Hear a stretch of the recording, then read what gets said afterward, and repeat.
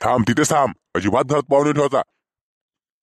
ज्या दिवशी तू निघून गेली त्या दिवसापासूनच तुझ्यासाठी या घराचे दरवाजे बंद झालेले आहे.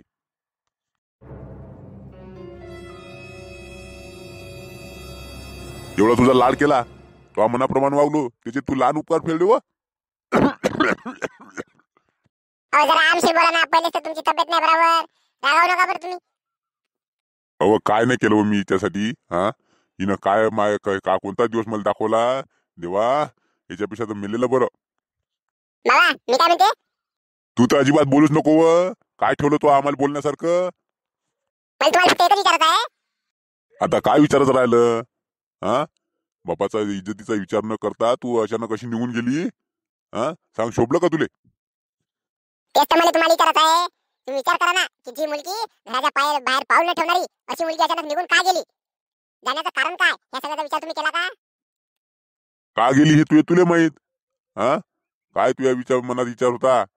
आमच्या प्रेमात काय कमी पडलं हे काय सांगणार आम्ही? तुले माहित बा. तेच तर मला तुम्हाला सर्व सविस्तर सांगत आहे. मलाही माहित आहे की बापाचं प्रेम ह्या मुलीवर किती असते.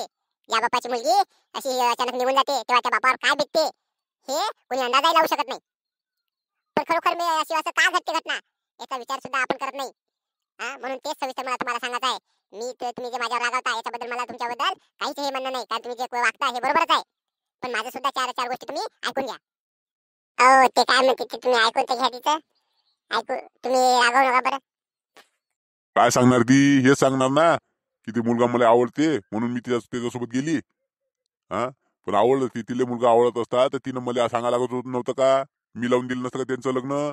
अशी अचानक निघून जाणं शोभलं का तिले? तुम्ही शांत राहा बरं. ती काय म्हणते ते ऐकून घेत. ये ग बाई ये. ते कोण आहे ते त्यांना पण बोलावा आतमध्ये ये. सर्वात पहिले तर मी तुमची माफी मागते. मी अचानक अशी निघून गेल्याबद्दल तुम्हाला जो त्रास झाला त्याबद्दल तुम्ही माफ करा. मी जी अशी वागली हे सगळ्यांच्या आपल्या भल्यासाठीच वागलेली आहे, ते तुम्हाला समजेल. यांना ओळखलं का तुम्ही? हे तर तुला बघायला आलते ना मागच्या वर्षी. तुला बघायला आले होते नाही पाहुणे? हो हे तेच पाहुणे आहेत. हे जेव्हा बघायला आल्यानंतर आमची पसंती झाली होती सगळ्याची. सगळं काही झालं होतं, पण यांच्या घरी फक्त 2च एकर शेती आहे आणि कुठली नोकरी वगैरे नाही. त्यामुळे आमचा संबंध तुटला होता. तुम्ही विचार केला होता की यांच्या घरी शेती नाही, घरी नोकरी बी नाही, मग इथं कशी काय आपली मुलगी द्यावं, म्हणून तुम्ही त्यांना नकार दिला होता. हो, तेव्हा मी नकार दिला होता त्यांना, पण मी तुझ्याच भल्यासाठी दिला होता ना ग बाई. तुझं चांगलं व्हावं, तुझ्या चांगल्या घरी तू पळावी म्हणून मी त्यांना नकार दिला होता. बरोबर आहे ना, तुम्ही माझ्या भल्यासाठीच हे सगळं केलं होतं. म्हणून मीही तो संबंध तुटल्यानंतर मी त्या गोष्टीचा विचार केला नाही. म्हटलं जे माझे बाबा करतील तेच माझ्यासाठी भलं आहे, म्हणून मी तो विषय डोक्यातून काढून टाकला. काही दिवसानं ते बघा ती उभी आहे ना, ती माझी मैत्रीण झाली. आमच्या दोघांची चांगली मैत्री झाली आणि एक दिवस तिने मग तिच्या घरी मला बोलावलं. गेल्यानंतर काय झालं हे मी तुम्हाला रिअल मध्ये दाखवते. ते तुम्ही बघा, म्हणजे सगळ्यांना कळेल.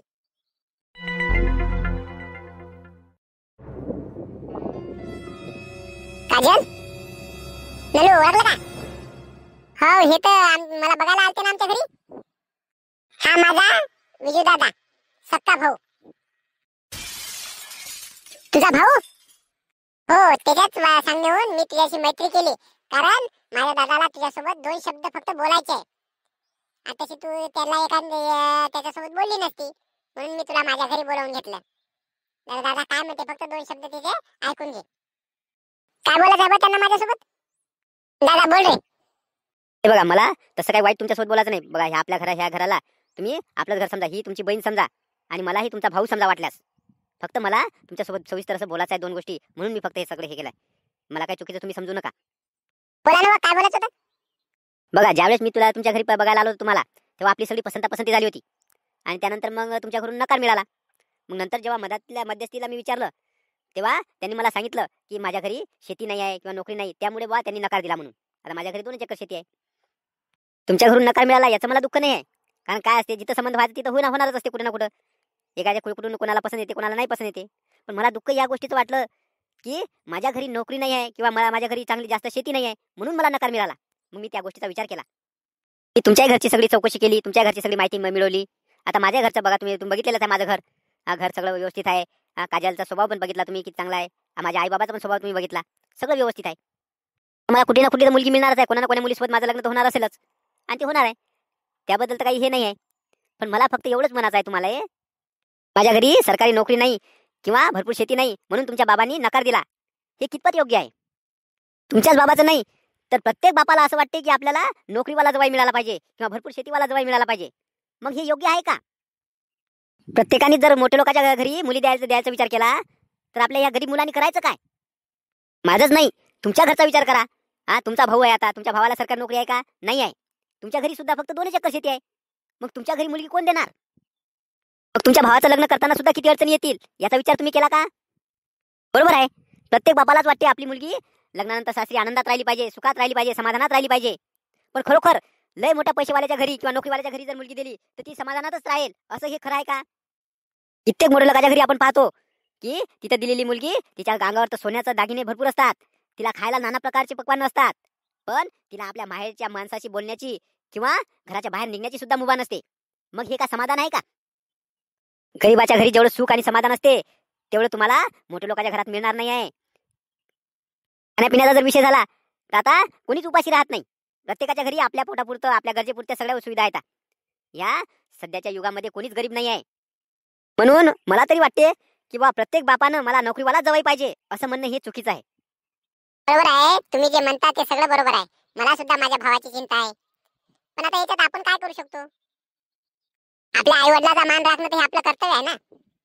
हो, तुम्ही जे आपल्या आई बाबाच्या म्हणण्यानुसार वागता हे योग्यच आहे. आणि मला सुद्धा म्हणायचं आहे, मला बी तुम्ही माझ्यासोबतच लग्न करावं अशी माझं म्हणणं नाही आहे. माझं फक्त एवढंच म्हणणं आहे की या सगळ्या बापांना जे म्हणतात की मला नोकरीवाला जवाई पाहिजे, अशांना काहीतरी आपली चूक कळावी यासाठी आपण काहीतरी केलं पाहिजे. तुम्ही सांगा ना, आपण काय करू शकतो? मी जे सांगितलं ते जर आपण केलं तर तुमच्या बाबाला भरपूर त्रास होईल. तुम्ही बाबाला तुमच्याविषयी तुमचा राग येईल.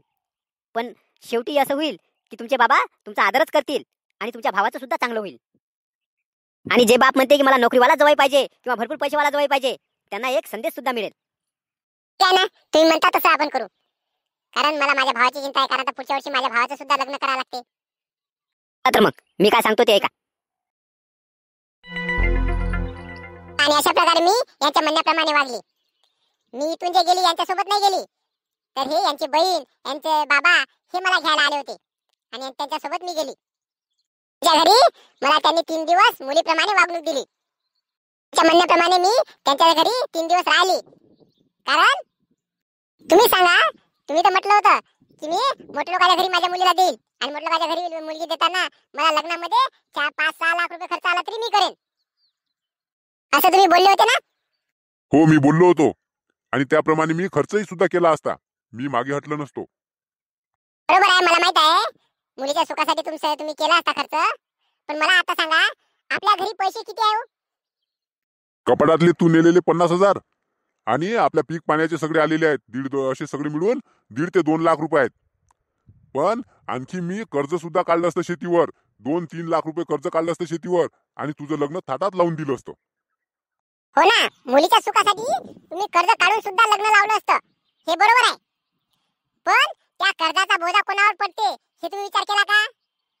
लग्न लावून झाल्यानंतर मी तर सुखात राहिली असती, पण त्याच्यानंतर मग माझ्या भावाचं काय झालं असतं? एक तर ते तुमच्या त्याच्याकडे सुद्धा 2 एकर शेती, त्या शेतीवर 3 ते 4 लाख रुपये कर्ज.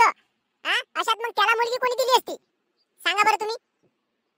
मी तर बापाचं कर्तव्य पार पाडलं असतं, पण माझं सुद्धा भावाविषयी काहीतरी कर्तव्य आहे ना, बहिणीच्या नात्यानं. मी त्याला दुःखात लोटून मी सुखात राहणं हे कितपत योग्य होतं? आणि तुम्हाला काही म्हणण्याची मला हिंमत नव्हती, म्हणून हा सगळा खेळ आम्ही केलेला आहे. यामध्ये आमचं काही जर चुकलं असेल तर आम्हाला माफ करा. ते 50,000 सुद्धा आम्ही सोबत घेऊन गेलेले नाही आहे. ते त्याच कपाटात आईच्या एका साडीमध्ये आहे. फक्त मी नेले म्हणून दाखवासाठी फक्त ते लपून ठेवलेले आहे साडीमध्ये. आईला आई बघू शकते, तिथे कपाटामध्येच ते पैसे ठेवलेले आहेत. त्यांनी मला 1 रुपया सुद्धा खर्च करू तर दिला नाही, पण सख्या नातेवाईकाप्रमाणे त्यांच्या घरी मला वागणूक दिली. बघा बरं, एवढ्या थोर विचाराचे आणि चांगल्या वागणुकीचे हे कुटुंब, असं कुटुंब असताना तुम्ही फक्त यांच्या घरी सरकारी नोकरी नाही किंवा भरपूर शेती नाही म्हणून तुम्ही यांना नकार दिला होता. मग हे कितपत योग्य आहे? हो ग बाई, खरोखर माझं चुकलं. पण काय करणार ग, मुलीविषयी प्रेम असते, असं वाटते मुलगी सुखात राहिली पाहिजे, म्हणून आम्ही हे सगळी धडपड करतो. तुम्हीच नाही तर सगळ्या बापांचा हा विषय आहे. कारण सगळ्या बापांना वाटते की आपली मुलगी सुखात आणि आनंदात राहिली पाहिजे, म्हणून आपण स्वतः कर्जबाजारी होऊन मुलीचं थाटामाटात लग्न लावून देतात. सुख म्हणजे काही भरपूर पैसा खर्च करून विकत घेणारी वस्तू नाही आहे. खरोखर नशिबात सुख लागते. नशिबात जर सुख असेल तर गरीबाच्या घरी राहून सुद्धा मुलगी आनंदात राहते, आणि जर नशिबात जर सुख नसेल तर मोठ्या लोकांच्या घरी सुद्धा मुलगी आनंदात राहू शकत नाही. बरोबर आहे का नलू? आता माझी चूक मला कळलेली आहे. तर चला मंडळी, सगळ्या बापांना मी सांगू इच्छिते की आपल्या मुलीवर तर तुम्ही प्रेम कराच करा, पण आपल्या मुलाचा सुद्धा विचार करा. म्हणून प्रत्येक बापाने असा विचार करू नका की मला नोकरीवालाच जवळ मिळाला पाहिजे. आता प्रत्येकाचं आपापलं नशीब असते. एखाद्याच्या नशिबात जर नोकरीवाला असेल तर तिला नोकरीवाला मिळेल, आणि कोणाच्या नशिबात जर गरीब असेल तर गरीबही मिळेल. पण आपण नोकरीवालाच मिळाला पाहिजे असा हट्ट धरू नका. सगळ्यांनी जर नोकरीवाला जवळ पाहिजे म्हटलं तर तुमचा मुलगा जर नोकरीवर नसेल तर त्यांना मग मुलगी कोण देणार? म्हणून आपल्या मुलाचाही विचार करा. आणि हा व्हिडिओ आवडला असेल तर लाईक नक्की करा, आणि हा व्हिडिओ प्रत्येक बापापर्यंत शेअर करा. त्याचबरोबर घरातून पळून जाणाऱ्या मुलींना मी सांगू इच्छिते की जेव्हा मुलगी घरातून अचानक निघून जाते तेव्हा त्या कुटुंबाविषयी लोक कशी चर्चा करतात, त्या कुटुंबाचे हाल काय होतात, त्या आई वडिलांचे हाल काय होते, हे तुम्ही आपल्या एपिसोड मध्ये पाहिलेलंच आहे. नसेल पाहिलं तर या सिरीज मधील मागचे एपिसोड तुम्ही नक्की बघा. म्हणजे तुम्हाला कळेल की जेव्हा घरातून मुलगी निघून जाते तेव्हा त्या आई वडिलांचे काय हाल होतात, त्या आई वडिलांविषयी लोक कशी चर्चा करतात, त्या घराविषयी कशी चर्चा करतात, हे तुम्हाला नक्की कळेल. म्हणून आपल्या घरातून बाहेर पाऊल टाकण्याच्या पूर्वी, घराच्या बाहेर पाऊल टाकण्याआधी ज्या आई वडिलांनी आपल्याला आयुष्यभर एवढं वाढवलं, एवढं प्रेम दिलं, लहानाचं मोठं केलं, त्या आई वडिलांविषयी एकदा विचार नक्की करा. कारण आपण निघून गेल्यानंतर त्या आई वडिलांची जर मान चार चौकात खाली झाली तर याच्या एवढं दुर्दैव दुसरं कुठलंही असणार नाही आहे. म्हणून घराच्या बाहेर पाऊल टाकण्याआधी एकदा विचार नक्की करा.